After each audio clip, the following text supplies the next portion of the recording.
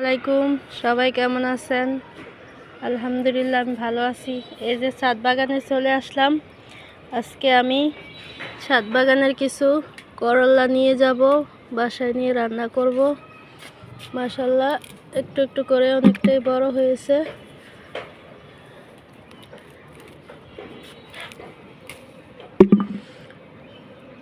এটা থাক, দেখি ভিতরে আছে, ভিতরের থেকে নিতে হবে। এই যে মাশাআল্লাহ অনেকটাই বড় হয়েছে। আপনারাও আপনাদের ছাদ থাকলে বা আশেপাশে কোনো জায়গা থাকলে আপনারা ট্রাই করতে পারেন, অবশ্যই ভালো ফলন হয়। এই গাছটা কিন্তু আমি নিজে লাগাইনি, এমনি উঠছে, এখানে বিচি পড়ছে, বিচি থেকে গাছটা উঠছে, তাই এদিকে দিয়ে দিলাম। মাশাআল্লাহ দেখেন, কোনো কিছু লাগাইলে হয়, না লাগাইলেও হয়, তবে আল্লাহর রাস্তায় যেটা উড়ে ওটাই বেটার দেখতেছি। মাশাআল্লাহ নিজের হাতে লাগালে এতটা সুন্দর হয় না। যেটা ধরো ছিঁড়ে যাবে, এভাবে না ছিঁড়ে যাবে, আমার ছিঁড়তেছি। যেটা আল্লাহ তাআলা দান, আল্লাহ তাআলা দিলে আমরা অবশ্যই খেতে পারি, তা না হলে আমাদের কি অবস্থা হতো। রিজিকের মালিক একমাত্র আল্লাহ, উনি চাইলে সব কিছুই সম্ভব, শুধু আমরা ওনার থেকে চেয়ে নিতে পারি না, তাই আমাদের অভাব। মাশাআল্লাহ ভালোই পেলাম। এরকম প্রায় সময় আমার করলা গাছ আমার লাগাইতে হয়নি, এভাবে উঠে যায়। যদি কখনো বীজ থেকে যায়, ওই বীজ থেকে করলা গাছ উঠে। মাশাআল্লাহ ভালোই। আরেকটা গাছ আছে আমার নিচে, ওটা তো ধরে। মাশাআল্লাহ এই যে মাশাআল্লাহ অনেকটা সুন্দর হয়েছে, কোনো পোকা মাকড় কিচ্ছু নাই, একদম ফ্রেশ, অনেক মজা হয় রান্না করলে। এই যে এদিকে আরেকটা গাছ, এখানে প্রায় একটা না কয়েকটাই গাছ হয়েছে।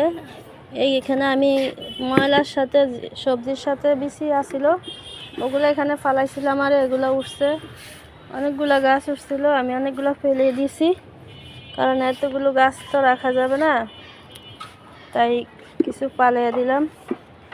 যেগুলো ভালো চারা ছিল ওগুলোই রাখছি। এখানেও হয় মাশাআল্লাহ করলে, তবে এখানকারগুলো সাইজ একটু ছোট হয়, উপরগুলো সাইজ একটু বড় হয়েছে। নিলে একবার নিলে আমার প্রায় এক তরকারি হয়ে যায়, মোটামুটি ভালোই। কিনা লাগে না আমার করলা। উস্তা, এটাকে উস্তা বলা হয়, ছোট ছোট উস্তা। এখন আমি করলা উস্তাগুলো রান্না করব।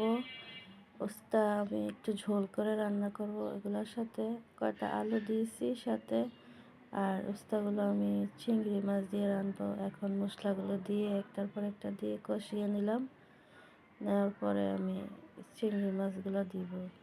এদিক দিয়ে আরেকটা তরকারি রান্না করতেছি, তরকারি বলতে কি এটা একটু টক রান্না করতেছি গুঁড়া মাছ দিয়ে, এটা বলে টক পাতা, চুয়াই পাতা বলে আমাদের এদিকে, তাই এটা দিয়ে একটু টক রান্না করব।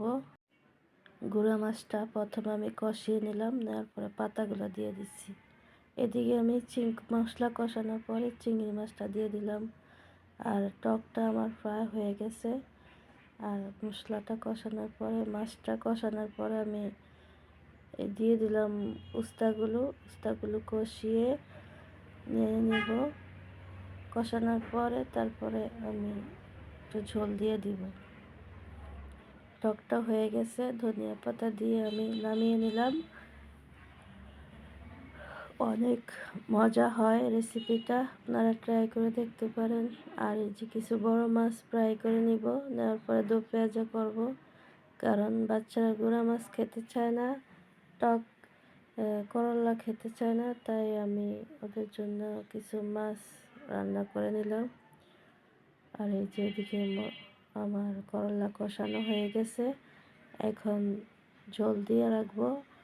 আর এদিকে আমি পেঁয়াজ, টমেটো, কাঁচামরিচ সব কিছু একসাথে দিয়ে দিলাম। আমি একটু শর্টকাটে রান্না করছি, জানি না কেমন হয়।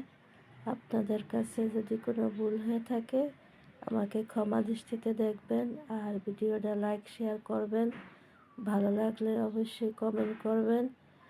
আর এখানে আমি ভাতের সাথে নিয়ে নিলাম টক আর উস্তা তরকারিটা, আমি এগুলো দিয়েই খাবো। আলহামদুলিল্লাহ।